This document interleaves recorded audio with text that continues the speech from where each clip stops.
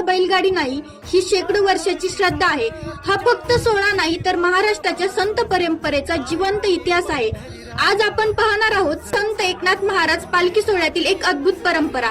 दरवर्षी आषाढी वारीच्या निमित्ताने पैठण येथून श्री संत एकनाथ महाराजांची पालखी पंढरपूरच्या दिशेने प्रस्थान करते। या पालखी सोहळ्यात अनेक गावांमध्ये शेकडो वर्षापासून चालत आलेल्या धार्मिक परंपरा आजही ती भावाने जपल्या जातात।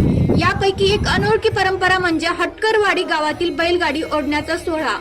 परंपरेनुसार पालखी सोहळ्याचे प्रमुख श्री रघुनाथ महाराज गोसावी आणि श्री योगेश महाराज गोसावी जे संत एकनाथ महाराजांच्या वंश परंपरेतील आहेत, त्यांना बैलगाडीत बसवले जाते। यानंतर गावातील ग्रामस्थ स्वतः बैलाशिवाय आपल्या हातांनी ही गाडी ओढतात। हा सोहळा पाहण्यासाठी हजारो भाविक दूरवरून येतात। ज्ञानोबा तुकाराम आणि एकनाथ महाराज की जय जय घोषाने संपूर्ण परिसर भक्तिमय होऊन जातो। या परंपरेतील आणखीन एक विशेष बाब म्हणजे गावातील अनेक तरुण या दिवशी उपवास करतात। पालखी प्रमुखांना गावच्या सीमेरेषेपर्यंत सुखरूप पोहोचल्यानंतर त्यांच्या हस्ते मिळणारा भाकरीचा प्रसाद ग्रहण करून ते आपला उपवास सोडतात।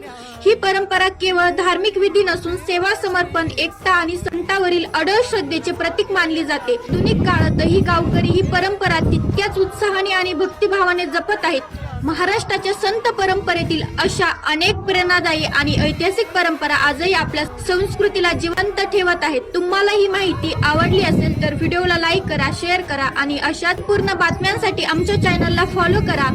जय हरी विठ्ठल रामकृष्ण हरी।